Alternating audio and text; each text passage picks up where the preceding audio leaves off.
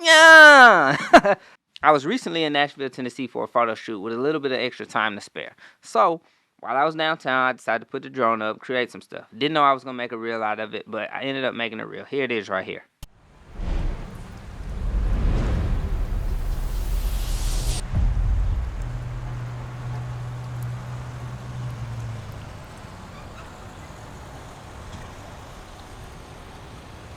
I posted a reel on Instagram, and then it dawned on me. A lot of people don't really see what goes on in your mind when you're creating like videos or drone content. So I decided to give you a breakdown, just how I'm thinking about making the edits, what I'm doing, how I do the color grade, all the little fun stuff that you would do when you creating videos.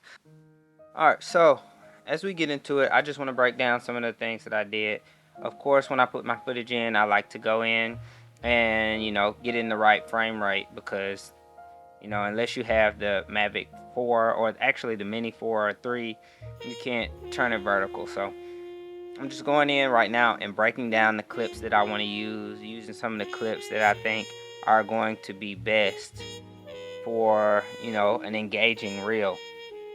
A lot of times the clips that you have, of course you're not going to use your entire 20-minute clip, so you want to like say, hey, this clip gives this type of feel, this clip has the dynamic look, this clip is what I was working toward getting. So cut those out and then just start working that in reverse, I guess. Now I'm speeding down clips, speeding up clips in order to make the flow of the video kind of accurately move throughout the 8-10 seconds that the reel is, and then just kind of doing the things necessary there to increase the speed, the duration of clips, and making sure it makes sense as you watch it.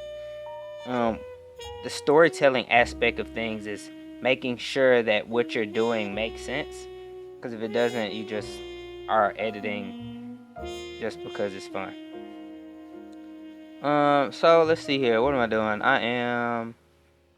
Actually, I started off, I thought that I wanted to make cuts and do some transitions between the footage of me and the footage of the drone of the city, and I realized I didn't want to do that.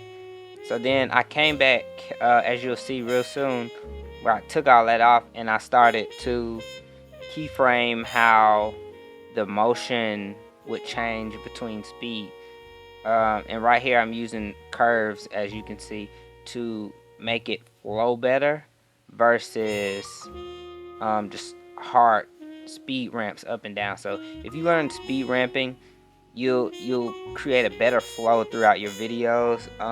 If y'all want to hear a video or see me do some more speed ramping, drop it in the comments, and then we'll work on speed ramping in DaVinci Resolve. I do it in Final Cut as well, so doesn't matter what software you're using, all of them have most of the same features. It's just user choice.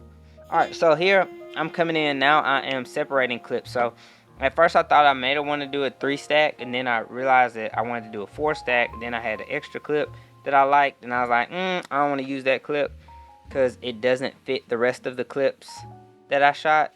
So I took that clip out, and it's actually this clip you see right now of like it's a rooftop area on a building, and it just didn't fit the other shots that I had gotten. So I ended up coming in, taking that clip out, and replacing it with another clip of the boat that was going down the river or the canal. I don't know which body of water this was, but in the river. So I ended up coming in right now and taking that clip out, switching it, saying, all right, this has a better flow. But now if you start looking at how it looks, it's like buildings, boat, water. And then I don't know if I do that right now. Yeah, I'm editing right now. Alright, so actually, before I did that, I came in and I started, working the color grade, because I really wanted to see how I wanted this to look. I worked it actually from a color space transform, and then realized that I didn't want to do it that way because there were some more things that I was going to do, and use Dehancer. Dehancer is a great tool. It's a plugin for color grading. can speed up your workflow significantly if, one, you don't know color grading that well, or two, you don't know how to, push and pull colors. It actually just speeds up your workflow for especially social media content. So I worked through the color space transform, realized I didn't want to do that. I came back in Dehancer, and a lot of the tools that I did in the color space transform, I did in Dehancer just to get the colors right back from D-Log, from DJI's log footage. And so now I'm just kind of playing through what type looks I want after I brought that back. Then let's see, where are we at? Yeah, cool. Yeah. So I'm analyzing, like, building, boat, water. And I was like, that doesn't flow and it doesn't fit well based on the aesthetics. So I start shifting those around. So I went building, boat, water. Now it feels more cohesive.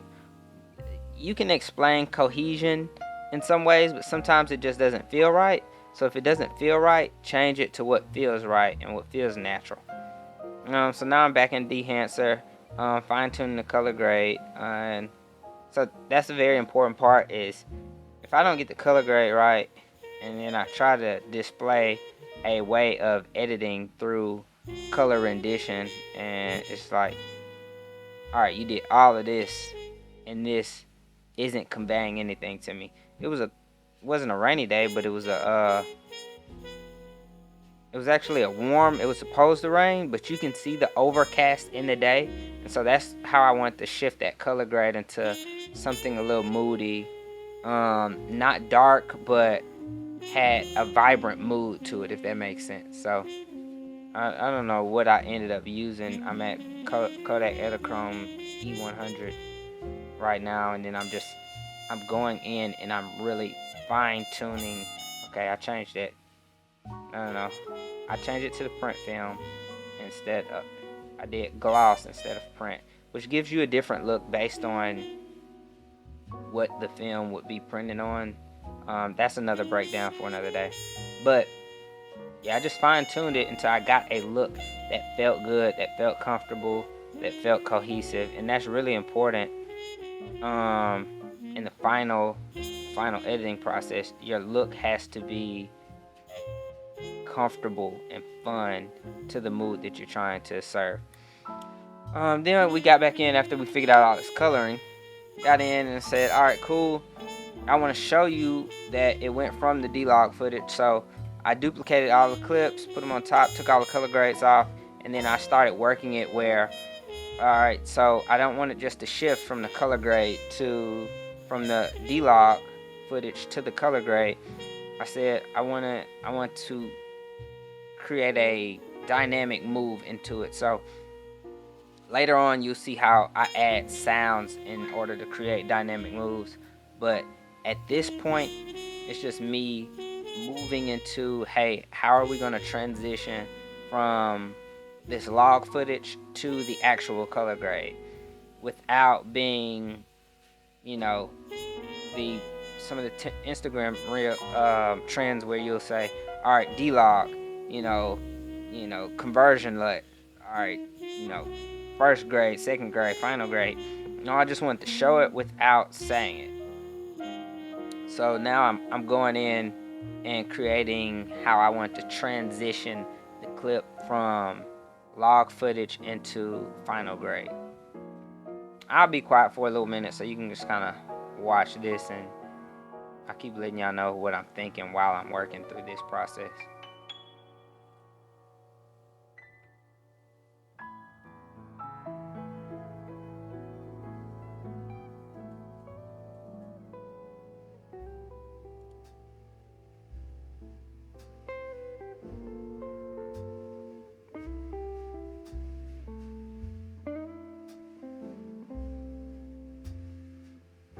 I did want to add this timer just to indicate, something is going to happen at a certain point of time. So that's why I added the timer in the middle of the clip, just for context.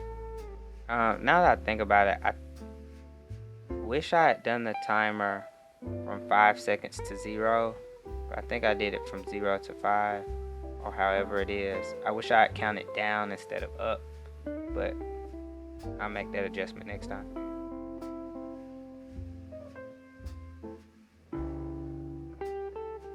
So this is the first draft, no sound design, just me pulling the clip out, and you can see that it's just, you know, it's something, but it's not yet where it needs to be.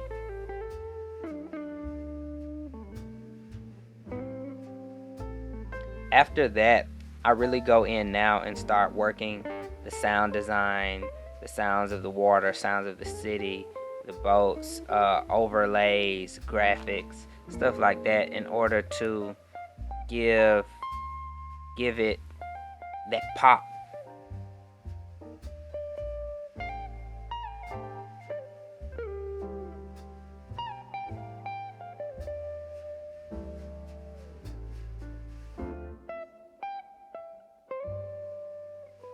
You'll see as I keep working through the sound design, I'll start to go back and add some editing elements, like some hits and some swooshes, like the motions that fit the sounds. And as you edit, things kind of reveal themselves to you. You might have a plan when you start editing, but allow your creation to reveal itself to you as you're working through your original thoughts and plans.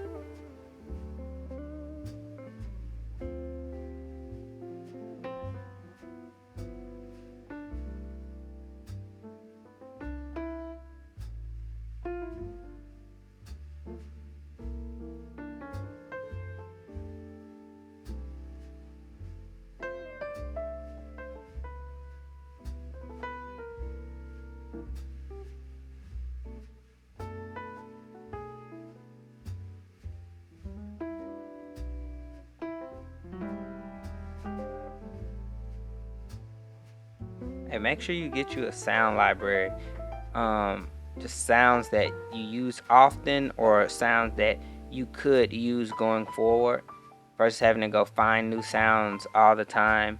I use Epidemic Sound a lot. I also have bought a ton of sounds that just give me the leeway to say, all right, I have sounds I can use before I go look for sounds, because having sounds locally, if you're in a remote location trying to edit, is a lot easier to create than needing the internet to go download sounds that you may not have, and general sounds that you just may need on editing projects.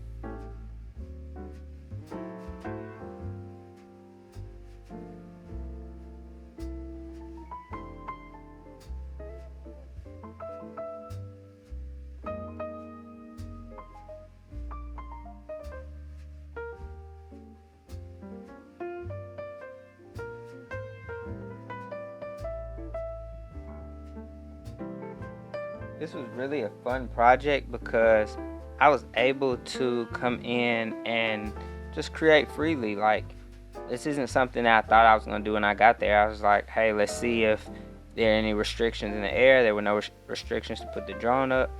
I said, let's put the drone up, let's fly, let's see what we get. And it was just a comfortable situation. So sometimes you just might want to have a piece of equipment you want to use with you, just because you might have the opportunity to use it when you're at, just some location.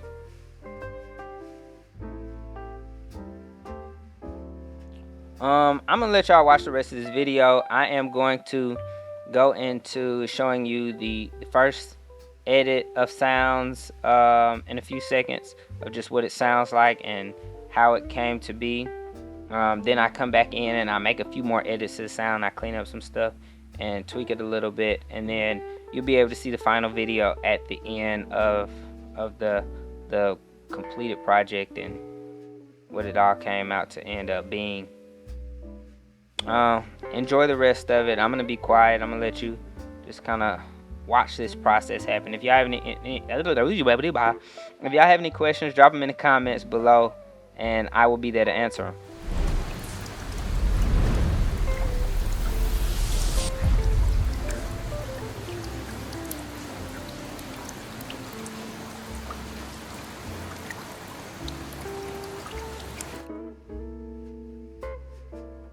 Oh, before y'all go, make sure you click the subscribe and notification bell. Let me know if y'all like the video, you know, thumbs up. And I'll keep making videos and dropping some new stuff for you. If you like this editing process, just let me know, and maybe we'll make some more videos like this. But yeah, subscribe, like, do all the YouTube stuff. Watch the rest of the video, and I'll see y'all next time.